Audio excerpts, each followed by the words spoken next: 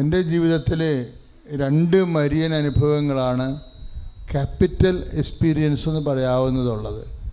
ഒത്തിരിയേറെ minor experience ഒത്തിരി ഉണ്ടാവും, പക്ഷേ മേജറായിട്ട് 2 എക്സ്പീരിയൻസാണ്. അതിലൊരു എക്സ്പീരിയൻസ്, മേജർ എക്സ്പീരിയൻസ് എന്ന് പറഞ്ഞാൽ ദൈവം ഒരിക്കൽ മാത്രം ചെയ്യുന്ന കാര്യങ്ങളാണ് ഞാൻ മേജർ എക്സ്പീരിയൻസ് എന്ന് പറയാൻ ആഗ്രഹിക്കുന്നത്. കാര്യം റെക്കർ ചെയ്യുന്ന മൈനർ എക്സ്പീരിയൻസ് ഒത്തിരി ഉണ്ട്. പലപ്പോഴും ഈ ഉടമ്പടി ചെയ്തിരിക്കുന്ന ദൈവത്തിൻ്റെ മക്കൾ അവർ വലിയ സാക്ഷ്യങ്ങളൊക്കെ പറയുമ്പോൾ എൻ്റെ മനസ്സിൽ വരുന്ന ഒരു ആശങ്ക അല്ലെങ്കിൽ ഒരു ആന്തരികമായ ഒരു ആഗ്രഹം എന്ന് പറയണത്, നിങ്ങൾ ദൈവത്തെ കാണാൻ വേണ്ടി ഉടമ്പടി ചെയ്യണം. ഇപ്പം നിങ്ങൾ ജോലി ചെയ്യണം. ഇപ്പം തന്നെ ബാംഗ്ലൂരത്തെ ചേച്ചി സാക്ഷ്യം പറഞ്ഞില്ലേ. അപ്പം ആ ചേച്ചിയുടെ ജീവിതത്തിൽ ഒരു വലിയ പ്രയാസം വന്നപ്പോൾ അവിടുത്തെ അച്ഛനാണ് ചേച്ചിയോട് ഗൈഡ് ചെയ്തത്. ഇപ്പോഴൊത്തിരി അച്ഛന്മാർ ഉടമ്പടി ചെയ്യാൻ വരുന്നുണ്ട്. ബഹുമാനപ്പെട്ട സിസ്റ്റേഴ്സ് തന്നെ പല പല കോൺഗ്രിഗേഷനിൽ നിന്നും കൂട്ടമായിട്ട് വന്ന് ഉടമ്പടി ചെയ്യുന്നു. എന്തുകൊണ്ടാണെന്ന് വെച്ച് കഴിഞ്ഞാൽ അവർക്കെല്ലാം കിട്ടിയിരിക്കുന്ന അച്ചിട്ട അനുഭവങ്ങളുടെ വെളിച്ചത്തിലാണ്. നിഷേധിക്കാൻ പറ്റാത്ത അനുഭവങ്ങളാണ്. അപ്പോൾ 2-3 വർഷമായിട്ട് വിറ്റുമാറാത്ത സ്ഥലം. ഉടമ്പടി ചെയ്തപ്പോൾ ചേച്ചി എന്നാ പറഞ്ഞത്, ഒറ്റ ആഴ്ച കൊണ്ടത് വിറ്റുമാറി. അതിനായിരുന്നു അവിടെ ആ സാക്ഷ്യത്തിൻ്റെ ഏറ്റവും മർമ്മം അതാണ്. ശരിക്കും ചേച്ചിക്ക് കുറച്ചുകൂടി എക്സ്പീരിയൻസ് ഉള്ള കാരണം വേറെ ഒത്തിരി കാര്യങ്ങൾ എൻ്റെ പൊതിഞ്ഞ് പറഞ്ഞതേ ഉള്ളൂ. പക്ഷേ മർമ്മം എന്ന് പറയുന്നത്, ഉടമ്പടി മർമ്മം എന്താ? സമയമാണ് ഉടമ്പടി മർമ്മം. കാര്യം ഉടമ്പടി ചെയ്തിരുന്ന കാലങ്ങളിൽ ഉടമ്പടിക്ക് 2 കാലമുണ്ട്. ഒന്ന് അതിൻ്റെ ഓറൽ ട്രഡീഷൻസ്, വാചിക പാരമ്പര്യ കാലം. വാക്കുകൊണ്ട് ദൈവം ആദ്യം ഉടമ്പടി എഴുതി കൊടുത്തില്ലായിരുന്നല്ലോ അല്ലേ? ആദ്യം ദൈവം എന്താ പറഞ്ഞത്? വാക്കാൽ പാട്ടമെന്നോ പറയത്തില്ലേ? വാക്കാൽ പാട്ടത്തിന് നിയമസാധ്യതയുണ്ട്. രജിസ്റ്റർ കച്ചേരി ചെല്ലുമ്പോൾ മനസ്സിലാകും. ചില കേസൊക്കെ ജയിക്കാൻ കാര്യം അപ്പൂപ്പന്മാരുടെ വാക്കാൽ പാട്ടമാണ്. അതിൻ്റെ പ്രൂഫായിട്ടുള്ള എന്തെങ്കിലും സബോർഡിനേറ്റ് രേഖകൾ കണ്ട കോടതി അംഗീകരിക്കും. ഇതുപോലെ ഉടമ്പടി ആദ്യം വാക്കാൽ ഉടമ്പടിയായിരുന്നു. എബ്രാഹത്തിനോടൊക്കെ ദൈവം പറഞ്ഞ എന്നാ? വാക്കാലാണ് പറയണത് അല്ലേ? ഞാൻ നിനക്ക് നിൻ്റെ സന്തതിക്കും ഞാൻ ചൂണ്ടിക്കാണിക്കുന്ന ദേശം നിനക്ക് അവകാശമായി വരും. അപ്പോൾ ഉടമ്പടിയിൽ ഉപയോഗിക്കുന്ന ടെക്നിക്കൽ ടേമാണ് അവകാശം. ഉടമ്പടി നമ്മളെ അനുഗ്രഹിക്കുക മാത്രമല്ല ചെയ്യണത്, ഉടമ്പടി നമ്മളെ അവകാശികളാക്കും. കൈ അടിച്ച് കർത്താവിനെ ഹല്ലേലൂയ.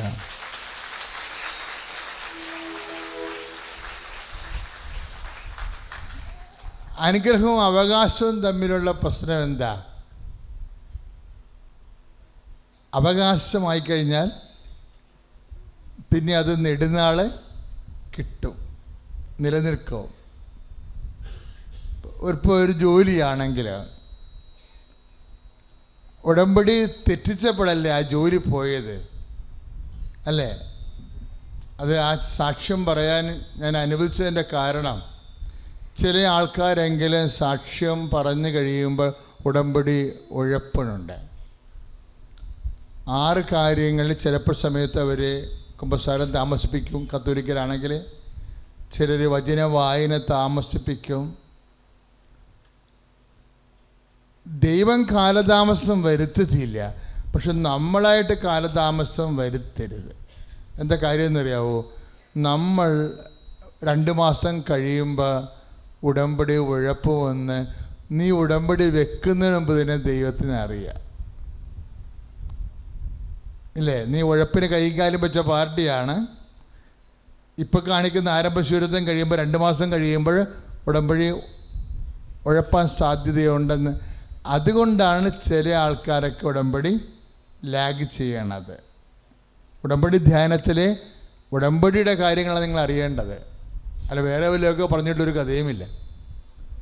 അപ്പം നമ്മൾ ഒരു തീരുമാനം എടുക്കണം. ദൈവ തിരുസന്നിധിയിൽ ഞാൻ ചെയ്ത ഉടമ്പടി അന്ത്യം വരെ ഒരേ സ്പിരിറ്റിൽ നിൽക്കുമെന്ന് ഒന്ന് പറഞ്ഞ്, കർത്താവിൻ്റെ തിരുസന്നിധിയിൽ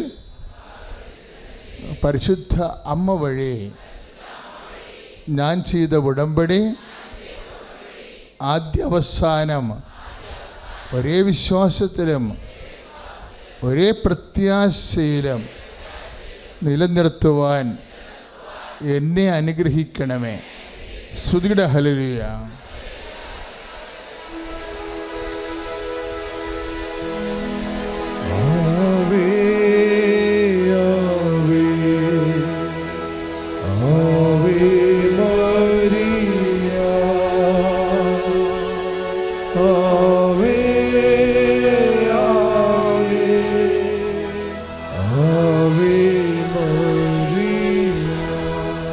പരിശുദ്ധ പരമദിവ്യകാരുണ്യത്തിന് ആരാധനയും സ്തുതിയും പുകഴ്ചയും ഉണ്ടായിരിക്കും. അപ്പോഴ ഒറ്റ ആഴ്ച കൊണ്ടാണ് ഈ 3 കൊല്ലമായിട്ട് വിൽക്കാത്ത സ്ഥലം വിറ്റുമാറണത്. കാരണം എന്താണ്? ഉടമ്പടി സമയത്തെ അടിസ്ഥാനപ്പെടുത്തിയിരിക്കുന്നത്. വീണ്ടും വരുന്നൊരു വിഷയം, ഈ വാചിക ഉടമ്പടി ആദ്യം ചെയ്ത ആരോടാണ്? നോഹിനോടാണ് ചെയ്തത്. നോഹായുടെ പെട്ടകമൊക്കെ ഉണ്ടാക്കിയില്ലേ, നോഹിനോടാണ് ദൈവം വാക്കാൽ ഉടമ്പടി ചെയ്തത്. വലിയ പ്രളയത്തിൽ നിന്നാണ് ഏറ്റവും നമ്മളുടെ ജീവിതത്തിൽ നമ്മൾക്ക് കൈകാര്യം ചെയ്യാൻ പറ്റാത്ത വിഷയം വരുമ്പോഴാണ് ദൈവം, ഇപ്പോൾ ഈശോ ഇന്നലത്തെ സുവിശേഷത്തിൽ എന്താ പറയണത്? ഉപവാസവും പ്രാർത്ഥനയും കൊണ്ടല്ലാതെ ഇവറ്റകൾ പുറത്ത് പോകത്തില്ല എന്നാണ് ഇല്ലേ? ഒരു എപ്പിലെപ്സി പേഷ്യൻറ്റിനെ കൈകാര്യം ചെയ്തപ്പോഴാണ് ഈശോ അങ്ങനെ പറഞ്ഞത്. അവന് വായിൽ നിന്ന് നൊരയും പതയൊക്കെ പുറത്തേക്ക് ചാടി. ശിഷ്യന്മാരുടെ അടുത്ത് കൊണ്ടുവന്ന് കൊടുത്തപ്പോഴേ ശിഷ്യന്മാർക്ക് അവനെ സുഖപ്പെടുത്താൻ കഴിഞ്ഞില്ല. അപ്പോൾ ഈശോ പറഞ്ഞ്, വിശ്വാസമില്ലാത്ത തലമുറയെ എത്ര കാലം ഞാൻ നിങ്ങളുടെ കൂടെ ഉണ്ടായിരിക്കും, അവനെ എൻ്റെ അടുത്ത് കൊണ്ടുവരിക എന്ന് പറഞ്ഞു. ഈശോ അവനെ സുഖപ്പെടുത്തി. അപ്പോൾ ബാധ അവനെ ഒഴിഞ്ഞുപോയി. അപ്പോൾ അത് ഒരേ സമയം തന്നെ ബാധയും ഉണ്ടാകാം, ചില സമയത്ത് തന്നെ എപ്പിലെപ്സി പേഷ്യൻറ്റും ആകാം. പക്ഷേ വീട്ടിൽ വന്നപ്പോൾ ശിഷ്യന്മാർ ഈശോനോട് ചോദിച്ചു, ഞങ്ങൾക്ക് എന്തുകൊണ്ടാണ് അതിനെ ഒഴിപ്പിക്കാൻ കഴിയാതെ വന്നത്? അപ്പോഴീശോ പറഞ്ഞു, ഉപവാസവും പ്രാർത്ഥനയും കൊണ്ടല്ലാതെ ഈ ജാതികൾ പുറത്ത് പോകത്തില്ല. അപ്പം പല ജാതി ഉണ്ടെന്നർത്ഥം അല്ലേ? ഉപവാസവും പ്രാർത്ഥനയും കൊണ്ടല്ലാതെ ഈ ജാതികൾ പുറത്ത് പോകത്തില്ല എന്ന് പറയും. അതിനർത്ഥം എന്താ? നമ്മുടെ ജീവിതത്തിൽ പല ജാതി പ്രശ്നങ്ങളുണ്ട്. എല്ലാ ജാതിക്കും ഉപവാസം മതി, പ്രാർത്ഥന മതി, നൊവേന മതി എന്ന് പറഞ്ഞു കഴിഞ്ഞാൽ നടക്കത്തില്ല. ഓരോ ജാതിക്കും ഓരോ മരുന്നാണ് കൊടുക്കുന്നത്. മനസ്സിലായില്ല? അങ്ങനെയാണ് ഉടമ്പടി വരണത്. എന്തുകൊണ്ട് ഉടമ്പടി വരുന്നുവെന്ന് നിങ്ങളറിയണം. ഇപ്പോൾ ഒരു ചേട്ടായി വന്ന് സാക്ഷ്യം പറഞ്ഞില്ലേ, ഞാൻ അമ്മയെ ആദ്യം കാണുകയാണ്, അമ്മ പൊടിയാണെന്നൊക്കെ പറഞ്ഞില്ലേ. അത് നല്ല ലാംഗ്വേജ്, അവരുടെ ലോക്കൽ ലാംഗ്വേജ്. പക്ഷെ അത് ശരിക്കും ആ സാക്ഷ്യം നന്നായിട്ട് വന്നിട്ടുണ്ടായിരുന്നു. അവതരിപ്പിച്ച രീതി, ഉള്ളിൻ്റെ ഉള്ളിൽ നിന്ന് അദ്ദേഹം അത് ആഴമായ ബോധ്യത്തിൽ ആ വിഷയം പറഞ്ഞിരിക്കണേ. കാര്യം അദ്ദേഹം അത്രയും വിഷമിച്ചിട്ടുണ്ട് അല്ലേ. ദ്രവിച്ച കാലിൻ്റെ അകത്ത് പിന്നെയും എന്തോ ഇരുമ്പ് വീണ് ഞരമ്പ് ചതഞ്ഞു. ഞാൻ ആ സാക്ഷ്യം ഡെവലപ്പ് ചെയ്യാൻ ഉദ്ദേശിക്കണില്ല, കാര്യം അത് പത്രവുമായിട്ട് ബന്ധപ്പെട്ട സാക്ഷ്യമാണ് ഇല്ലേ.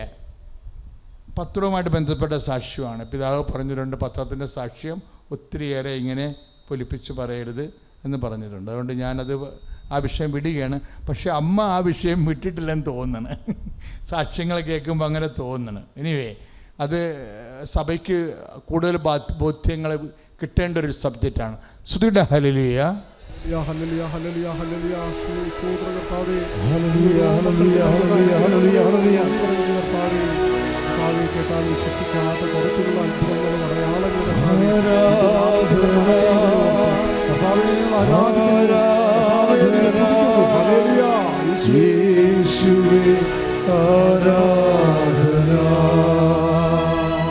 എൻ്റെ പേര് ലിറ്റിൽ ട്രിസ തോമസ്.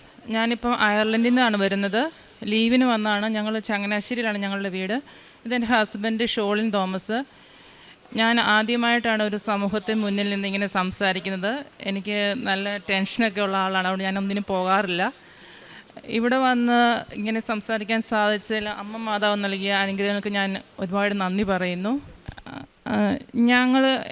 ഞാൻ മാതാവിനെക്കുറിച്ച് ആദ്യം അറിയുന്നത് 2019 എൻ്റെ കൂടെ പഠിച്ച കുട്ടിക്ക് ആക്സിഡൻ്റായി അവൾക്ക് ഇവിടുന്ന് വന്ന് രോഗസൗഖ്യം പ്രാപിച്ചു. പക്ഷെ അന്നൊന്നും ഞങ്ങൾ ഇതിനെക്കുറിച്ചൊന്നും മൈൻഡ് ചെയ്യുകയോ അങ്ങനെ മാതാവിനെക്കുറിച്ച് കൂടുതൽ അന്വേഷിക്കുകയൊന്നും ചെയ്തില്ല. പിന്നെ എൻ്റെ ജീവിതത്തിൽ വന്ന കാര്യങ്ങൾ വന്നപ്പോഴാണ് ഞാൻ ഇതിനെക്കുറിച്ച് ആലോചിക്കാൻ തന്നെ തുടങ്ങിയത്. എല്ലാവരെയും പോലെ പുറത്ത് യൂറോപ്യൻ കൺട്രിയിൽ പോയി ജോലി ചെയ്യാമെന്നൊരാഗ്രഹം ഞങ്ങളിലും വന്നു. അങ്ങനെ ഞാൻ OET പഠിക്കാൻ പോയി. എൻ്റെ മെറിറ്റിൽ ഞാൻ പഠിക്കാൻ ശ്രമിച്ചു. 4 പ്രാവശ്യം എഴുതി, 4 പ്രാവശ്യവും ഫെയിലായി. അപ്പോഴാണ് എൻ്റെ കസിൻ ചേച്ചി എന്നോട് പറഞ്ഞത്, നീ കൃപാസന മാതാവിനെ കേട്ടിട്ടുണ്ടോ? മാതാവിനോട് നീ പ്രാർത്ഥിച്ചു നോക്ക്. ഓൺലൈൻ സൈറ്റിൽ നിനക്ക് ലൈറ്റ് ക്യാൻഡിൽ പ്രേയർ എന്ന് പറയുന്നൊരു ഓപ്ഷൻ ഉണ്ട്. നീ അതിലൊന്ന് അപ്ലൈ ചെയ്തിട്ട് നീ നന്നായിട്ടൊന്ന് പ്രാർത്ഥിച്ച് ഒന്നുകൂടെ എഴുതി നോക്ക്, നിനക്ക് പോകാൻ പറ്റുമെന്ന് പറഞ്ഞു. ഞാൻ മനസ്സോടെയാണ് ലൈറ്റ് ക്യാൻഡിൽ പ്രേയറിൽ ഇട്ടിട്ടും ഞാൻ ചേച്ചി പറഞ്ഞതല്ലേ എന്ന് വിചാരിച്ച് ഞാൻ ലൈറ്റ് ക്യാൻഡിൽ പ്രേയറിൽ ഇട്ടു. എന്നിട്ട് ഞാൻ മാതാവിനോട് പ്രാർത്ഥിച്ചു. പക്ഷേ പ്രാർത്ഥിക്കാൻ തുടങ്ങിയ ദിവസം തൊട്ട് എന്താണെന്നറിയില്ല, ഓട്ടോമാറ്റിക്കലി ഞാൻ പ്രാർത്ഥിക്കാൻ അങ്ങ് തുടങ്ങി. എന്നും രാവിലെ എഴുന്നേറ്റ് പ്രാർത്ഥിക്കും, ഉപവാസം എടുക്കും, പള്ളിയിൽ പോവും. അങ്ങനെയൊക്കെ ചെയ്ത് അങ്ങനെ മെയ് 7 2022 ഞാൻ പരീക്ഷ എഴുതി. എക്സാം സെൻറ്ററിൽ ചെന്നപ്പോൾ എനിക്ക് ചേച്ചി കുറച്ച് ഉടമ്പടി ഉപ്പ് തന്നായിരുന്നു. ഞാൻ ഉടമ്പടി ഉപ്പതും കൊണ്ടാണ് പോയത്. ഞങ്ങൾക്കൊരു സാധനവും കയറ്റാൻ പറ്റത്തില്ല, ഓൺലി പാസ്പോർട്ട് മാത്രമേ നമുക്ക് കയറ്റാൻ പറ്റത്തുള്ളൂ. ഞാൻ പാസ്പോർട്ടിൻ്റെ അകത്ത് ശകലം ഉപ്പ് വെച്ചിട്ട് ഞാൻ പ്രാർത്ഥിച്ചു, മാതാവേ ഇടയ്ക്ക് എവിടെയെങ്കിലും ഇരിക്കാൻ ഒരു അവസരം തരണേ, എനിക്ക് ആൾക്കാരെ ഫേസ് ചെയ്യാനുള്ള ബുദ്ധിമുട്ടുണ്ട്. അപ്പം കയറി കഴിഞ്ഞപ്പോൾ മാതാവ് എന്നെ കൊണ്ട് ഫ്രണ്ടിൽ കൊണ്ടിരുത്തി, ഏറ്റവും ഫ്രണ്ടിൽ. അങ്ങോട്ട് നോക്കാൻ പറ്റില്ല, ഇങ്ങോട്ട് നോക്കാൻ പറ്റില്ല, ഏറ്റവും ഫ്രണ്ടിൽ ഇരുന്നു. ഞാൻ പറഞ്ഞു, മാതാവ് ഇതെന്ത് പരീക്ഷണമാണ്, ഇപ്രാവശ്യവും തോറ്റു പോകുന്നതാണ് തോന്നണേ, 5ാമത്തെ പ്രാവശ്യം എഴുതുന്നു, ഇനി എനിക്കിത് എഴുതാൻ പറ്റത്തില്ല എന്ന് ഞാൻ മനസ്സിൽ വിചാരിച്ചു. എന്നാലും ഞാൻ ഉടമ്പടി ഉപ്പെടുത്ത ടേബിളിലും പേനയിലും പെൻസിലും ഒക്കെ എഴുതി. ആദ്യത്തെ പരീക്ഷ തുടങ്ങി. ലിസണിങ് തന്നു. കേട്ടിട്ടൊന്നും മനസ്സിലാവുന്നില്ല, പകുതിയും മുക്കാലും തെറ്റ്, എഴുതാൻ പറ്റുന്നില്ല, തല കറങ്ങുന്നു, ഛർദ്ദിക്കാൻ വരുന്നു, ഇറങ്ങിപ്പോണമെന്ന് വരെ ആലോചിച്ചു. പിന്നെ 2ഉം കൽപ്പിച്ച് അവിടെ പിടിച്ച് കണ്ണടച്ചിരുന്ന് എന്തൊക്കെയോ കേട്ടതങ്ങ് കുത്തിക്കുറിച്ച് വെച്ചു. പിന്നെ റീഡിങ് തന്നു, വായിച്ചിട്ടാണെങ്കിൽ മനസ്സിലാവുന്നുമില്ല, ഏതാ ഓപ്ഷൻ, എന്തെഴുതണം ഒന്നും അറിയില്ല. ഞാൻ മാതാവേ എന്ത് ചെയ്യണം എന്നറിയില്ല എന്ന് വിചാരിച്ച് ഞാൻ എഴുതി എന്താണേലും. ആകെപ്പാടെ പിന്നെ ഒന്ന് റൈറ്റിംഗ് എക്സാമിന് മാത്രം എന്തൊക്കെയോ എഴുതി എന്നുള്ളൊരു ആത്മവിശ്വാസം ഉണ്ടായിരുന്നു. എല്ലാം കഴിഞ്ഞ് ഇറങ്ങി അടുത്ത സ്പീക്കിങ്ങിന് ഏറ്റവും അവസാനം കിടന്ന് എൻ്റെ പേര് കറങ്ങിത്തിരിഞ്ഞ് ഏറ്റവും ആദ്യമായി. ദൈവമേ ഇനി എന്തു പറഞ്ഞു എന്നറിയാതെ വിറച്ചിരുന്നപ്പോഴാണ് ഞാൻ എക്സാം ഹോൾ സെൻറ്ററിൽ കയറിയത്. കയറി കഴിഞ്ഞ് എല്ലാവർക്കും അറിയാവുന്ന 2 നമ്മൾ സ്പീക്കിംഗ് ചെയ്യണം. 2 ടോപ്പിക്ക് തന്നു. 2 ടോപ്പിക്കിലും ഞാൻ പറയുന്നതിൻ്റെ ഓപ്പോസിറ്റാണ് എൻ്റെ കൂടെ ഇരുന്ന സാറ് പറയുന്നത്. ഞാൻ നിർത്താൻ പോകുമ്പം എൻ്റെ ഓപ്പോസിറ്റ് സാറ് പറയും, നിർത്തരുത്, കണ്ടിന്യൂ ചെയ്തോളൂ എന്ന് പറഞ്ഞു. അതിൽ അവരുടെ പേര് പറയുന്നത് പോലും ഞാൻ തെറ്റിച്ചാണ് പറഞ്ഞത്. എന്തൊക്കെയോ പറഞ്ഞു കൂട്ടി ഇറങ്ങി വന്ന് എൻ്റെ ഹസ്ബൻഡ് കൂട്ടാൻ വന്നിട്ടുണ്ടായിരുന്നു. വന്നിരുന്ന് കഴിഞ്ഞ് കാറേ കയറിയപ്പോൾ തൊട്ട് ഭയങ്കര കരച്ചിൽ. ഇപ്രാവശ്യം പോകും, ഇനി ഞാൻ ഈ പരിപാടിക്കില്ല, ഉള്ള ജോലിയും കൊണ്ട് ഇവിടെയൊക്കെ കൂടാം. ഞങ്ങളൊന്ന് ഷാർജയിലായിരുന്നു. അങ്ങനെ പറഞ്ഞ് ഞങ്ങൾ തിരിച്ച് വീട്ടിലോട്ട് പോകുന്നു. തലവേദന എടുക്കുന്നു. ഒരു പാരസെറ്റാമോളൊക്കെ വണ്ടി ഇരുന്ന് കഴിച്ചു. പോകുന്ന വഴിക്ക് വീടെത്താറായപ്പം എനിക്ക് കുഞ്ഞുണ്ടായിരുന്നു. എൻ്റെ കുഞ്ഞിനെ നോക്കുന്നൊരു ചേച്ചി എൻ്റെ വീട്ടിലുണ്ടായിരുന്നു. ചേച്ചി ഫോൺ വിളിച്ചു. ഏതാണ്ട് എത്താറായി. എൻ്റെ കുഞ്ഞ് മൂക്കിൽ പപ്പടം കയറ്റി പെട്ടെന്ന് വരാൻ പറഞ്ഞു. ഞങ്ങൾ വഴിയിലിറങ്ങി. ഞാൻ വണ്ടി തിരിഞ്ഞ് പറഞ്ഞ സമയം എടുക്കുമെന്ന് വിചാരിച്ചു. ഞാൻ വഴിയിലിറങ്ങി ഓടി വീട്ടിൽ ചെന്നപ്പോൾ എൻ്റെ കൊച്ച് കയ്യും കയറി നിൽക്കുക, അമ്മേ മൂക്കിലെന്തോ പോയിന്ന്. കെട്ടവാടി കൊച്ചിനെ എടുത്തുകൊണ്ട് ഞാൻ ഓടി. നേരെ ഇറങ്ങിയപ്പം വെയിലത്തോട്ട് ഇറങ്ങിയതും കൊച്ചൊരു തുമ്മിയതോ എൻ്റെ കൈ കിട്ടി ദേരയ്ക്ക. ഞാൻ പരീക്ഷ എഴുതിയതോ എക്സാമിന് പോയതോ ഒന്നും എൻ്റെ മനസ്സിലില്ല. എൻ്റെ കുഞ്ഞെന്നുള്ളൊരു ചിന്ത മാത്രമായിരുന്നു. എല്ലാം ഞാൻ മറന്നു. 3 മാസം കഴിഞ്ഞ് റിസൾട്ട് വരുന്ന ദിവസം അവന് പനിയായതുകൊണ്ട് ഞാൻ റിസൾട്ട് വരുന്ന ദിവസം തന്നെ മറന്നു. ഡ്യൂട്ടിയുടെ സമയത്ത് എനിക്ക് വാട്സപ്പിൽ കണ്ടിന്യൂസ് മെസ്സേജ് വരിക. മെസ്സേജ് വന്നിട്ടും ബ്രേക്ക് ടൈമിൽ നമുക്കത് നോക്കാൻ പറ്റത്തുള്ളൂ. അപ്പോൾ ഇതെന്താ ഇങ്ങനെ മെസ്സേജ് വരുന്നത്, കൊച്ചിന് വല്ലതും പറ്റിയതാണെന്ന് അറിയാൻ വേണ്ടി വാഷ്റൂമിൽ പോയി നോക്കിയപ്പോഴാണ് റിസൾട്ട് വന്നു. നോക്കിയപ്പം എനിക്ക് കറക്റ്റ് അയർലൻഡ് സ്കോറ്. ഞാൻ ആകെ ഞെട്ടിപ്പോയി. എനിക്ക് എന്നാ പറയേണ്ടതെന്ന് അറിയത്തില്ല. ഞാൻ ഹസ്ബൻഡിനെ ഉടനെ വിളിച്ചു പറഞ്ഞു, നിനക്ക് നോക്കി തെറ്റിപ്പോയതായിരിക്കും, നീ ഒന്നും കൂടെ നോക്ക്. അതിന് മാത്രം കരഞ്ഞല്ലേ നീ വന്നത്, ഇനി ഒരിക്കലും നീ എഴുതുന്നില്ല എന്ന് തീരുമാനിച്ചിട്ടേ വന്നത്, തെറ്റിപ്പോയതായിരിക്കും എന്ന് പറഞ്ഞു. ഞാൻ വീണ്ടും നോക്കി, ഇല്ല ഞാൻ പാസ്സായി. ഞാൻ അയർലൻഡ് സ്കോറോടി കറക്റ്റ് മാർക്കായിരുന്നു, 350 വെച്ച് എല്ലാത്തിനും, ഒരെണ്ണത്തിൽ 320. വേറെ ഇത്രയും ഒരു പ്രതീക്ഷ പോലും ഇല്ലാത്ത ഒരു സ്ഥലത്ത് മാതാവ് എന്നെ അവിടെ ഉയർത്തി. അപ്പോൾ എനിക്ക് മനസ്സിലായി, മാതാവിനെ കൈവിടാതെ മുറുകെ പിടിച്ചു കഴിഞ്ഞാൽ ഇനിയുണ്ട് ജീവിതത്തിനും എനിക്ക് കൂടെ നിൽക്കും മാതാവെന്ന്. അങ്ങനെ ഞങ്ങൾ ബാക്കിയുള്ള പ്രോസസ്സിങ് പെട്ടെന്നായിരുന്നു. എനിക്ക് DL എല്ലാം കിട്ടി. ഇൻ്റർവ്യൂവിന് വന്നു. ഇൻ്റർവ്യൂവിന് 3 ഹോസ്പിറ്റൽ ഓപ്ഷൻസ് വന്നു. അതിൽ എനിക്ക് ആദ്യം ഇപ്പം ഞാൻ ജോലി ചെയ്യുന്ന ഹോസ്പിറ്റലിൽ ഒരു ഓപ്ഷനായിരുന്നു. മാറ്റർ എന്നാണ് ഹോസ്പിറ്റലിൻ്റെ, മാതാവിൻ്റെ പേരാണ്. അപ്പോൾ അത് സിറ്റിയിലായതുകൊണ്ട് അത് വേണ്ട, വേറെ ഹോസ്പിറ്റൽ എടുക്കാമെന്ന് പറഞ്ഞ് ഞാൻ ആ ഹോസ്പിറ്റലിൻ്റെ ഇൻ്റർവ്യൂ അറ്റൻഡ് ചെയ്തു. ഇൻ്റർവ്യൂ ഒക്കെ പാസ്സായി, പേപ്പർ വർക്കുകളൊക്കെ നടന്നു. അവസാനം അവർ റിസൈൻ ചെയ്തോളാൻ പറഞ്ഞു. അങ്ങനെ ഞങ്ങൾ ഷാർജയിൽ നിന്ന് റിസൈൻ ചെയ്ത് നാട്ടിൽ വന്നു കഴിഞ്ഞപ്പോഴാണ്, 1 മാസം കഴിയുമ്പോഴാണ് അവർ പറയുന്നത്, എൻ്റെ കോൺട്രാക്റ്റ് അവർ ക്യാൻസൽ ചെയ്തു, എനിക്കിനി പോകാൻ പറ്റത്തില്ല, ഞങ്ങൾക്ക് ജോലിയില്ല, 2 പേരും റിസൈൻ ചെയ്തു, ഞങ്ങൾ നാട്ടിൽ വന്ന് നിൽക്കുക, എന്ത് ചെയ്യണമെന്ന് അറിയത്തില്ല. അപ്പോഴാണ് എന്നോട് എൻ്റെ ചേച്ചി പറഞ്ഞത്, നമുക്ക് തീർത്ഥാടന ഉടമ്പടി എടുക്കാൻ പോയാലോ കൃപാസനത്തിൽ.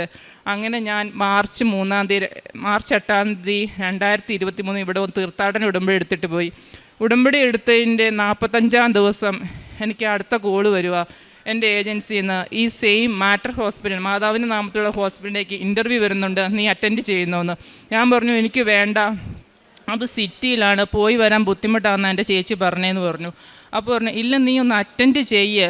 ഞാൻ പറഞ്ഞു ഞാനൊന്നും പഠിച്ചിട്ടില്ല, അന്നത്തെ ദിവസം ഞാൻ ഫ്രീ അല്ല, ഞങ്ങൾക്ക് കുറച്ച് ഫങ്ഷൻസൊക്കെ ഉണ്ട് എന്ന് പറഞ്ഞു. അപ്പോൾ ആ പുള്ളിക്കാരി എന്നെ വീണ്ടും കീപ്പ് ഓൺ മെയിൽ ചെയ്തുകൊണ്ടിരുന്നു, അത് പറ്റില്ല, നീ ഒന്ന് അറ്റൻഡ് ചെയ്യുക, ലാസ്റ്റ് കാൻഡിഡേറ്റായിട്ട് നിന്നെ ഞാൻ ഓൺലൈനിൽ കയറ്റാമെന്ന് പറഞ്ഞു. അങ്ങനെ ഞാൻ സമ്മതിച്ച് ഞങ്ങൾ പോയി. ഞങ്ങൾ കുറച്ച് ഫാമിലി ഫങ്ഷൻസ് ഒക്കെ ആയിരുന്നു. അതെല്ലാം കഴിഞ്ഞപ്പോൾ എനിക്ക് മെയിൽ വന്നു, ട്രീസ റെഡി ആയിട്ടിരുന്നു, നിനക്ക് ഇൻ്റർവ്യൂവിൻ്റെ സമയമായിരുന്നു. അത് ഇന്ത്യൻ സമയം രാത്രി 9:30. ഞാൻ പറഞ്ഞു ഞാൻ വീട്ടിലല്ല, അതൊന്നും കുഴപ്പമില്ല, നീ കാറേ ഇരുന്നാണേലും ഇൻ്റർവ്യൂ അറ്റൻഡ് ചെയ്താൽ മതി എന്ന് പറഞ്ഞു. ഞങ്ങൾ പെട്ടെന്ന് തന്നെ നെറ്റ് കിട്ടുന്ന ഒരു ഏരിയയിൽ കാറ് നിർത്തി, എല്ലാവരും പുറത്തിറങ്ങി, ഞാൻ മാത്രം കാറിൽ ലാപ്ടോപ്പുമായിട്ടിരുന്നു. അവരെന്നോട് ചോദിച്ചു, നീ ട്രാവൽ ചെയ്യുവാണോ എന്ന്. അപ്പോൾ ഞാൻ പറഞ്ഞു അതേന്ന് പറഞ്ഞു. ഓക്കെ എന്നാൽ നമുക്ക് സ്റ്റാർട്ട് ചെയ്യാമെന്ന് പറഞ്ഞു. അവർ ക്വസ്റ്റ്യൻസ് ചോദിച്ചു, എന്തൊക്കെയോ ആൻസർ പറഞ്ഞു. ഞാൻ ഒട്ടും പ്രിപ്പയർഡ് അല്ലായിരുന്നു, കാരണം ഈ ജോലി എനിക്ക് വേണമെന്നില്ല, ആ ഹോസ്പിറ്റലിലോട്ട് പോകണമെന്ന് എനിക്ക് താല്പര്യമില്ലായിരുന്നു. അങ്ങനെ ഞാൻ സ്റ്റാർട്ട് ചെയ്തു. ഇൻ്റർവ്യൂ എല്ലാം കഴിഞ്ഞു. അവർ പറഞ്ഞു ഒരു 5 മിനിറ്റ് വെയിറ്റ് ചെയ്യുമോ, ഞങ്ങൾക്കൊന്ന് ഡിസ്കസ് ചെയ്യണമെന്ന് പറഞ്ഞു. വെയിറ്റ് ചെയ്തപ്പോൾ പറഞ്ഞപ്പോൾ ഞാൻ ഓർത്തു ഫെയിലായി, ഇനി ഇത് കിട്ടത്തൊന്നുമില്ല എന്ന് വിചാരിച്ചു. 5 മിനിറ്റ്സ് കഴിഞ്ഞപ്പോൾ അവരെനിക്ക് വാട്സപ്പിൽ മെസ്സേജ് അയച്ചു, ട്രീസ ഓൺലൈനിൽ വീണ്ടും വരാൻ പറഞ്ഞു. ഞാൻ ഓൺലൈനിൽ ചെന്ന് കഴിഞ്ഞ് അവർ വീണ്ടും കുറച്ച് ചോദിച്ചു. അവർ പറഞ്ഞു നിന്നെ അപ്ഡേറ്റ് ചെയ്യാം എന്ന് പറഞ്ഞു. അപ്ഡേറ്റ് ചെയ്യാമെന്ന് പറഞ്ഞാൽ സാധാരണ വിളിക്കാറില്ല എന്നുള്ളൊരു മീനിങ്ങാണ്. ഞാനില്ല പോകാമെന്ന് പറഞ്ഞ് ഞങ്ങൾ ഫുഡ് കഴിച്ച് തിരിച്ച് ഒരു അരമണിക്കൂർ കഴിഞ്ഞ് കാണും എനിക്ക് മെയിൽ വന്നു, യു ആർ സെലക്റ്റഡ്, നിൻ്റെ ഡോക്യുമെൻറ്റ്സ് എല്ലാം ഏജൻസിക്ക് അയച്ചു കൊടുക്കാൻ. സാധാരണ രീതിയിൽ ഇൻ്റർവ്യൂ അറ്റൻഡ് ചെയ്ത ഒരു 24-48 അവേഴ്സിൽ അവർ റിപ്ലൈ തരത്തുള്ളൂ. പക്ഷേ ഇത് വെറും അരമണിക്കൂറിനുള്ളിൽ മാതാവ് എനിക്ക് റിപ്ലൈ തന്നു, ഞാൻ സെലക്റ്റായെന്ന് പറഞ്ഞു. അങ്ങനെ ഞങ്ങൾ പിന്നെ പ്രോസസ്സിങ് ആയിരുന്നു, പെട്ടെന്നെല്ലാം നടന്നു. വിസയ്ക്ക് അപ്ലൈ ചെയ്തു. എനിക്ക് ഓഗസ്റ്റ് 14 ശരിക്കും അവർ തന്ന ഡേറ്റ് ജോയിൻ ചെയ്യാനായിട്ട് അഡാപ്റ്റേഷന്. പക്ഷേ എൻ്റെ വിസ വരുന്നില്ല. ജൂലൈ 20 അപ്ലൈ ചെയ്ത വിസ എന്ത് ചെയ്തിട്ടും വരുന്നില്ല. കുറേ 14 എല്ലാവരും വിളിച്ചു ചോദിക്കുന്നു, ക്വയറി അയക്കുന്നു, അവർ പറയുന്നു ഇതുവരെ സ്റ്റാമ്പായിട്ടില്ല എന്ന്. അങ്ങനെ ഞങ്ങളുടെ ഡേറ്റ് മാറ്റി വെച്ചു, ഓഗസ്റ്റ് 14. ഇനി അടുത്ത ഡേറ്റ് കിട്ടണമെങ്കിൽ ഹോസ്പിറ്റലുകാർ പറയണം എന്നാ കിട്ടുന്നതെന്ന്. എന്ത് ചെയ്യുമെന്നറിയാതെ വീണ്ടും നിൽക്കുക, 1 വർഷത്തോളമായി ജോലിയില്ലാതെ നാട്ടിൽ നിൽക്കുക. അത് കഴിഞ്ഞത് ഇപ്പം കുറച്ച് ദിവസം കഴിഞ്ഞപ്പോൾ ഒരു ഓഗസ്റ്റ് 25 എൻ്റെ വിസ വന്നു. ഞാൻ പറഞ്ഞു എനിക്ക് വിസ കിട്ടിയെന്ന് പറഞ്ഞ് അവരെ അപ്ലൈ ചെയ്തപ്പോൾ അവർ പറഞ്ഞു നിൻ്റെ പേര് ഒക്ടോബർ ലിസ്റ്റിലിട്ടിട്ടുണ്ട്, ഒക്ടോബർ ആകുമ്പോഴത്തേക്കും പോകാൻ പറ്റുമെന്ന് പറഞ്ഞു. അങ്ങനെ ഒക്ടോബർ 4 ഞാൻ ഇവിടുന്ന് പോവുക. ഞാനപ്പോൾ മാതാവിനോട് പരാതി പറഞ്ഞു, മാതാവേ ഓഗസ്റ്റ് 14 എന്ന് വന്നൊരു ഡേറ്റ് തന്നിട്ട് പിന്നെ എന്തുകൊണ്ടാണ് ഇതിങ്ങനെ മാറിപ്പോയത് എന്ന് പറഞ്ഞ് പരാതി പറഞ്ഞാൽ ഞാൻ ഇവിടുന്ന് ഫ്ലൈ ചെയ്യുന്നത്. അവിടെ ചെന്ന് കഴിഞ്ഞ് ആണ് അറിയുന്നത് അഡാപ്റ്റേഷൻ ചെയ്യാൻ എനിക്ക് ICU എക്സ്പീരിയൻസാണ്. അഡാപ്റ്റേഷൻ ചെയ്യണമെങ്കിൽ വാർഡുകളിലാണ് ആദ്യം ഇവർ ട്രെയിനിങ് കൊടുക്കുന്നത്. വാർഡിൽ 8 പേഷ്യൻറ്റിനെ 6 പേഷ്യൻറ്റിനെ നോക്കുക എന്ന് പറഞ്ഞ പരിപാടി എനിക്ക് അറിയത്തില്ല. മാക്സിമം 1-2 പേഷ്യൻ്റ് അവേർലി നോക്കുന്ന പരിപാടി എനിക്കറിയത്തുള്ളൂ. അങ്ങനെ ഞാൻ അഡാപ്റ്റേഷൻ എന്നെ വാർഡിലിട്ടു. ഞാൻ ആകെ പതറിപ്പോയി, എന്ത് ചെയ്യുമെന്നറിയില്ല, എങ്ങനെ കംപ്ലീറ്റ് ചെയ്യും അഡാപ്റ്റേഷൻ. നമ്മൾ ഈ 6 പേഷ്യനെ ഹാൻഡിൽ ചെയ്ത് കാണിക്കണം, ടൈം മാനേജ്മെൻറ്റ്, അങ്ങനെ കുറേ കാര്യങ്ങൾ ഇവർക്കുണ്ട്. അതെല്ലാം നമ്മൾ കംപ്ലീറ്റ് ചെയ്താൽ മാത്രമേ നമ്മൾ ആ കോഴ്സ് കംപ്ലീറ്റ് ആവത്തുള്ളൂ. എങ്ങനെയൊക്കെയോ മാതാവിൻ്റെ അനുഗ്രഹത്താൽ ഞാൻ എന്നും ഉപ്പ് എടുത്തുകൊണ്ട് പോകും. ഞാൻ നോക്കുന്ന രോഗികളുടെ റൂമുകളിലെല്ലാം ഇടും. എന്നിട്ട് പ്രാർത്ഥിച്ച് ഞാനങ്ങ് പണി തുടങ്ങും. എങ്ങനെയൊക്കെയോ ഞാൻ 6 പേഷ്യൻ്റ് കാര്യങ്ങൾ ഈ 12 മണിക്കൂർ ജോലികൾ ഞാൻ ചെയ്തു തീർത്തു. എങ്ങനെ ചെയ്തു എന്ന് എനിക്ക് എപ്പോഴും അറിയത്തില്ല. അങ്ങനെ എൻ്റെ അഡാപ്റ്റേഷൻ കംപ്ലീറ്റായി. പിന്നെ എനിക്ക് പിൻ നമ്പർ കിട്ടിയപ്പോഴാണ് എൻ്റെ കൊച്ചിന് വയ്യാതായപ്പോൾ അവന് അഡിനോഡൈറ്റിന് സർജറി ചെയ്യണമെന്ന് പറഞ്ഞു. ഞാൻ അവിടെ ഹസ്ബൻഡാണ് കുഞ്ഞിനെ നോക്കുന്നത്. അവന് പനി ബഹളം എല്ലാം ഹോസ്പിറ്റലിൽ കൊണ്ടുപോകണം, എനിക്ക് വരാൻ പറ്റത്തില്ല, എന്ത് ചെയ്യുമെന്നറിയില്ല. ഞാൻ മാതാവിനോട് പറഞ്ഞു, മാതാവേ എനിക്ക് പോകാൻ പറ്റില്ല, നീ അവരുടെ കൂടെ നിന്നണം. പക്ഷേ ഒരു കാര്യം എനിക്ക് ചെയ്തത്, എത്രയും പെട്ടെന്ന് വിസ കിട്ടി എൻ്റെ കുഞ്ഞിനെ ഹസ്ബൻഡിനെ എൻ്റെ അടുക്ക കൊണ്ടുവരണമെന്ന് പറഞ്ഞു പ്രാർത്ഥിച്ചു. സാധാരണ 6 മാസം എടുക്കും അയർലൻഡിലേക്ക് തന്നെ ഫാമിലി വിസ കിട്ടാനായിട്ട്. എനിക്ക് എൻ്റെ മാതാവ്, ഞാൻ ഇവരുടെ ഹസ്ബൻഡിന് വിസ അപ്ലൈ ചെയ്തത് ഫെബ്രുവരി 8-ാം തീയതിയാണ്. 5 ദിവസം കൊണ്ട് 13-ാം തീയതി വരെ വിസ അടിച്ച് എനിക്ക് കിട്ടി. വെറും 5 ദിവസം എനിക്ക് മാതാവ് അതിൽ ചെയ്തു തന്നിട്ടുള്ളൂ. അത്രയ്ക്ക് ടൈം ഷോർട്ടണിങ് ആയിരുന്നു അത്. പിന്നെ ഇവർ പെട്ടെന്ന് വന്നു. വരാനായിട്ടിരുന്നപ്പോൾ താമസിക്കാൻ വീടില്ല, എല്ലായിടത്തും അപ്ലൈ ചെയ്തു, ആരും വിളിക്കുന്നില്ല. എത്ര രൂപ കൊടുത്തു? എൻ്റെ ഒരു സാലറിയുടെ പരിമിതിയിൽ വേണം എനിക്ക് വീട് കിട്ടാൻ, ബാക്കിയുള്ള കാര്യങ്ങൾ നോക്കണ്ടേ. അങ്ങനെ ഞങ്ങൾ വിഷമിച്ചിരിക്കുമ്പോഴാണ് ഞാൻ വീണ്ടും പഴയ ഒരു വീടിന് ഞാൻ അപ്ലൈ ചെയ്തു. അവർക്ക് വീണ്ടും ഞാൻ അയച്ചു. എൻ്റെ കയ്യിൽ മാതാവിൻ്റെ ഫോട്ടോയുണ്ട്. അതിൻ്റെ ഫോട്ടോയുടെ പുറകിൽ ഞാൻ സ്റ്റിക്കർ ഒട്ടിച്ച് വെച്ചു. മാതാവ് 2 വീടുകളുടെ പേരെഴുതി വെച്ചു. ഇതിലേതെങ്കിലും ഒന്ന് ഇവർ വരുന്നതിന് മുന്നേ എനിക്ക് ശരിയാക്കി തരണേ എന്ന് പറഞ്ഞ് മാതാവിനോട് പ്രാർത്ഥിച്ചു. അങ്ങനെ മാർച്ച് 5-ാം തീയതിയാണ് ഇവർ വരുന്നത്. അന്ന് ഉച്ചയ്ക്ക് 1 മണിക്ക് എനിക്ക് ആ വീടിൻ്റെ കീ കിട്ടി. സാധാരണ രീതിയിൽ നമ്മൾ അഡ്വാൻസ് ആയിട്ട് പേയ്മെൻറ്റ് ചെയ്യണം ഒരു വീട് എടുത്തു കഴിഞ്ഞാൽ. എൻ്റെ ഫ്രണ്ട്സ് എല്ലാവരും 2-3 മാസത്തെ റെൻറ്റ് വെറുതെ കൊടുത്ത് അവർ തന്നെ താമസിക്കുക. എനിക്ക് അങ്ങനെ ഒരു അവസ്ഥ വന്നില്ല. ഇവർ വന്ന അന്നാണ് എനിക്ക് വീട് കിട്ടിയത്. 1 രൂപ പോലും എൻ്റെ കയ്യിൽ നിന്ന് നഷ്ടം വരാതെ എനിക്ക് വീട് കിട്ടി. പിന്നെ എനിക്ക് മാതാവ് ചെയ്തു തന്ന കാര്യം, എൻ്റെ ഹസ്ബൻഡ് ജോലിയാണ്. പുള്ളിയുടെ പ്രൊഫഷൻ എടുക്കണം എന്നുണ്ടെങ്കിൽ പുള്ളി മൺഡേ ടു ഫ്രൈഡേ വർക്ക് ചെയ്യണം. അപ്പോൾ എനിക്ക് പോകാൻ പറ്റില്ല, കൊച്ചിനെ നോക്കണം, ഇത് 2 കാര്യങ്ങൾ ചെയ്യണം.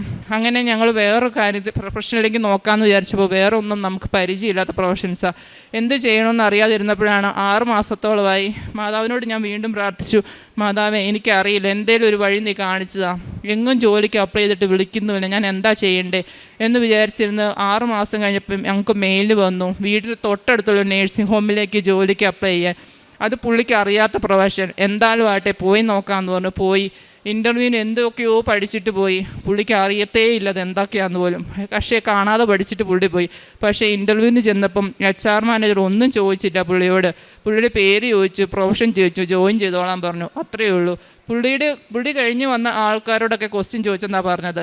അവിടെയും മാതാവ് ഞങ്ങളെ സഹായിച്ചു. ഇപ്പം എൻ്റെ ഹസ്ബൻഡിന് വീടിനടുത്തുള്ള വീട്ടിൽ 15 മിനിറ്റ് ദൂരമേ ഉള്ളൂ, വീടിൻ്റെ അവിടെയാണ് ജോലി ചെയ്യുന്നത്.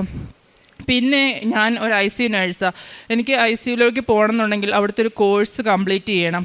ഇതിൻ്റെ ഇടയ്ക്ക് ഞാൻ പറയാൻ മറന്നുപോയി, ഞാൻ അഡാപ്റ്റേഷൻ ചെയ്ത് ഇപ്പോൾ ഞാൻ ഓഗസ്റ്റ് 14-നാണ് പോയിരുന്നെങ്കിൽ ചിലപ്പോൾ അവരെന്നെ അഡാപ്റ്റേഷന് അവിടുത്തെ ഏറ്റവും വലിയ കട്ടിയുള്ള ടൈറ്റ് വാർഡിലേക്ക് ഇട്ടാനെ. അവിടെ പോകുന്ന പിള്ളേരെല്ലാം അഡാപ്റ്റേഷൻ ഫെയിലായപ്പോഴേ. പക്ഷേ മാതാവ് എന്നെ വിട്ടത് സെൻറ്റ് പീറ്റേഴ്സ് എന്ന് പറഞ്ഞൊരു നല്ലൊരു വാർഡിലാണ്. അവിടുത്തെ സ്റ്റാഫെല്ലാം നല്ലതായിരുന്നുകൊണ്ടാണ് ഞാൻ അഡാപ്റ്റേഷൻ അത്രയും പെട്ടെന്ന് പാസ്സായത്. എൻ്റെ ഒപ്പം വന്ന പല പിള്ളേരും ഫെയിലായി പോയിട്ടുണ്ട് ആ വാർഡിൽ പോയിട്ട്, വേറൊരു വാർഡിൽ പോയിട്ട്. അത് കഴിഞ്ഞ് പിന്നെ ഞാൻ ICU കോഴ്സ് ചെയ്യാൻ, നമുക്ക് ICU വർക്ക് ചെയ്യാൻ പറ്റില്ല. അങ്ങനെ ഞങ്ങൾ ICUയിലോട്ട് മൂവ് ചെയ്തു. അവിടെ പഠിച്ചു വന്നപ്പോഴത്തേക്കും നമ്മൾ ചെയ്തതല്ലാത്ത ഒത്തിരി കാര്യങ്ങൾ ആകപ്പാടെ കൺഫ്യൂഷനായി. ഞങ്ങളുടെ മുന്നേ പോയ ബാച്ചിൽ എല്ലാവരും സ്ട്രെസ്സ് കൂടുതലാണെന്നും പറഞ്ഞ് 3-4 പേര് ക്വിറ്റ് ചെയ്തു പോയി. എന്ത് ചെയ്യുമെന്നറിയില്ല, എങ്ങനെ പാസ്സാകുമെന്നറിയില്ല, എന്തൊക്കെയോ തീരുമാനമെടുത്ത് ജോയിൻ ചെയ്തു. അങ്ങനെ കോഴ്സ് സ്റ്റാർട്ട് ചെയ്തപ്പോൾ ഭയങ്കര സ്ട്രെസ്സായിരുന്നു. അവരൊക്കെ ഒന്ന് ക്വസ്റ്റ്യൻ ചോദിക്കും, അതിൻ്റെ ഇടയ്ക്ക് നമ്മൾ ജോലി ചെയ്യണം, പേഷ്യൻസിനെ നോക്കണം, അവരെ ഹാൻഡിൽ ചെയ്യണം, ആകെ കുളമായിരുന്നു. അതിനുശേഷം അങ്ങനെ കോഴ്സ് കണ്ടിന്യൂ ചെയ്ത് ഞാൻ ഈ 6 മാസ കോഴ്സ് എനിക്ക് ശരിക്കും മാർച്ച് തുടങ്ങി ഈ സെപ്റ്റംബർ അവസാനം വരെയായിരുന്നു. പക്ഷേ മാതാവിൻ്റെ അനുഗ്രഹത്താൽ ഞാൻ 5 മാസം കൊണ്ട് കോഴ്സ് കംപ്ലീറ്റ് ചെയ്ത് അവരെന്നെ സൈൻ ഓഫ് ചെയ്തു. എൻ്റെ കൂടെയുള്ളവരെല്ലാം 6 മാസം ആയതിനു ശേഷമാണ് സൈൻ ഓഫ് ആയത്. എൻ്റെ മാത്രം മാതാവ് 5 മാസം ടൈം ഷോർട്ടൺ ചെയ്ത് അവിടെയും മാതാവ് എന്നെ ഞാൻ അന്ന് മാതാവിനെ പ്രാർത്ഥിച്ചു, എന്നും ഞാൻ നാട്ടിൽ വരുന്നു, അന്ന് തീർത്ഥാടന ഉടമ്പടി എടുത്ത് ഞാൻ സാക്ഷ്യം പറഞ്ഞിട്ടേ ഞാൻ തിരിച്ചു പോവുകയുള്ളൂ. ഞങ്ങൾ അതിനായിട്ട് ലീവിന് വന്നതാണ്. അടുത്ത ആഴ്ച ഞങ്ങൾ തിരിച്ചു പോകുക. അഡാപ്റ്റേഷന് പോകുമ്പോഴെല്ലാം ഞാൻ പറഞ്ഞതുപോലെ ഞാൻ ഉടമ്പടി ഉപ്പുമായിട്ടാണ് പോകുന്നത്.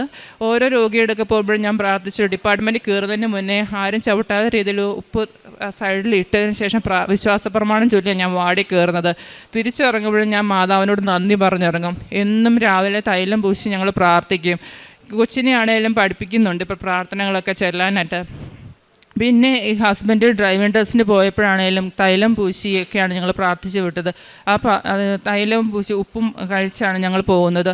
എന്ത് കാര്യത്തിന് ഞങ്ങൾ പുറത്തിറങ്ങിയാലും ഒരു നുള്ളു ഉപ്പ് ഞങ്ങളുടെ വായിലിട്ടതിന് ശേഷമാണ് ഞങ്ങൾ ഇറങ്ങിയത്. അങ്ങനെ എൻ്റെ കൊച്ചിനാണേലും ചെറിയ ചെറിയ അസുഖങ്ങളാണേലും എന്ത് വന്നാലും ഞാൻ മാതാവിൻ്റെ ഒരു നുള്ളു ഉപ്പോ അല്ലെങ്കിൽ തേനോ കൊടുക്കും. അതിലൂടെ മാതാവ് ഞങ്ങൾക്ക് അസുഖം പ്രാപം തന്നിട്ടുണ്ട്. ഇതിനെല്ലാം തന്ന അനുഗ്രഹങ്ങൾക്ക് അമ്മ മാതാവിന് തൃക്കമാരിന് ഞാൻ 1000 നന്ദി പറയുന്നു. പ്രേക്ഷിത പ്രവർത്തനമായി ചെയ്യുന്നത്, എനിക്ക് ഇവിടെ വന്ന് പത്രം വാങ്ങിക്കൊണ്ട് പോകാൻ പറ്റാത്തതുകൊണ്ട് എൻ്റെ ഫ്രണ്ട് എനിക്ക് PDF ആയിട്ട് പത്രം അയച്ചു തരും. അത് ഞാൻ എൻ്റെ ഫ്രണ്ട്സിനൊക്കെ അയച്ചു കൊടുക്കാറുണ്ട്. പിന്നെ ഇവിടുത്തെ എന്നും അനുദിന അനുഗ്രഹ പ്രാർത്ഥനയും ധ്യാനവും ഞാൻ എപ്പോഴും കൂടും. ഇപ്പോൾ എനിക്ക് ഡ്യൂട്ടി ആണെന്നുണ്ടെങ്കിൽ, നൈറ്റ് ഡ്യൂട്ടി ആണെങ്കിൽ നൈറ്റിൻ്റെ ഇടയ്ക്ക് ബ്രേക്ക് ടൈമിൽ കൂടും. അല്ലെങ്കിൽ ബസ്സിൽ ട്രാവൽ ചെയ്യുമ്പോഴും സാക്ഷ്യം കേൾക്കുകയും പ്രാർത്ഥന കൂടുകയൊക്കെ ചെയ്യാറുണ്ട്. ബൈബിൾ വായനയും ഇതുപോലെ തന്നെ ഒറ്റ സ്ട്രെച്ചിൽ 30 മിനിറ്റ്സിൽ വായിക്കാൻ പറ്റിയില്ലെങ്കിലും ഞാൻ ടൈം എടുത്ത് ഡിവൈഡ് ചെയ്ത് ഡ്യൂട്ടിക്ക് ഇടയ്ക്കാണെങ്കിലും ഞാൻ വായിക്കാറുണ്ട്. സാധിക്കുന്ന ദിവസങ്ങളെല്ലാം ഞങ്ങൾ പള്ളിയിൽ പോകും. ഇൻ കേസ് ഞങ്ങൾക്ക് സൺഡേ ഡ്യൂട്ടി ആണെങ്കിൽ അത് വേറൊരു ഓപ്ഷനാണ്. ആ ഹോസ്പിറ്റലിൽ ഒരു ഓപ്ഷൻ ഉണ്ട്, നമുക്ക് കുർബാനയ്ക്ക് പോകാം സൺഡേക്ക്. നമ്മുടെ പേഷ്യൻ്റ് ഓക്കെ ആണെങ്കിൽ, അടുത്തുള്ള ആൾക്കാർ നമ്മളെ ഹെൽപ്പ് ചെയ്യാൻ റെഡി ആണെങ്കിൽ നമുക്ക് ഞായറാഴ്ച ദിവസങ്ങളിൽ പള്ളിയിൽ പോകാനുള്ള പെർമിഷനുണ്ട്. അങ്ങനെ വരുമ്പോൾ ഞാൻ സാധിക്കുന്ന ഞായറാഴ്ചകളിലെല്ലാം ഡ്യൂട്ടി ആണെങ്കിൽ പള്ളിയിൽ പോകാറുണ്ട്. സിക്ക് പേഷ്യൻ്റ് ആണെങ്കിൽ മാത്രമേ ഞാൻ ലീവ് ചെയ്യാതിരിക്കുള്ളൂ, അല്ലെങ്കിൽ ഞാൻ ഉറപ്പായിട്ടും പള്ളിയിൽ പോകുന്നുണ്ട്. ആത്മീയ ജീവിതത്തിൽ എന്ന് പറഞ്ഞാൽ ഞാൻ നേരത്തെ പെട്ടെന്ന് ദേഷ്യപ്പെടുന്ന ഒരാളായിരുന്നു. ഇപ്പം ക്ഷമ എന്താണെന്നും എങ്ങനെ സംസാരിക്കാമെന്നും എനിക്ക് നേരത്തെയൊക്കെ എനിക്ക് ദേഷ്യം വരുമ്പോൾ ഭയങ്കര ഇറിറ്റേറ്റഡ് ആവും, എൻ്റെ മുഖമൊക്കെ വാടുമായിരുന്നു. ഇപ്പം അങ്ങനെയൊന്നുമില്ല. ക്ഷമ എന്താണെന്നും എല്ലാവരോടും ചിരിച്ചുകൊണ്ട് സംസാരിക്കാനും വേണ്ടാത്തടത്തൊന്നും സംസാരിക്കാതെ മിണ്ടാതിരിക്കാനുള്ള കഴിവ് എനിക്ക് കിട്ടിയിട്ടുണ്ട്. പിന്നെ കുടുംബ പ്രാർത്ഥനയായിട്ട് ഞങ്ങളെന്നും വീട്ടിൽ കുരിശ് വരയ്ക്കാറുണ്ട്. അത് ഞങ്ങൾക്ക് മുടക്കമായിരുന്നു. ഇപ്പോൾ ഞങ്ങൾ എന്നും കുരിശ് വരയ്ക്കും. കൊച്ചിനെയും കൂട്ടിയിരുത്തും, കൊച്ചും കൂടെ വന്നിരിക്കും. ഇപ്പോൾ ഒരു ദിവസം നമ്മൾ ലേറ്റായ കൊച്ചി ചോദിക്കും, എന്താ അമ്മ കുരിശ് വരയ്ക്കുന്നില്ലേന്ന്. അങ്ങനത്തെ വരെ സ്ഥിതിയായി ഞങ്ങളുടെ വീട്ടിൽ. ഇത്രയും ചെയ്തു തന്ന അമ്മ മാതാവിന് 1000 നന്ദി.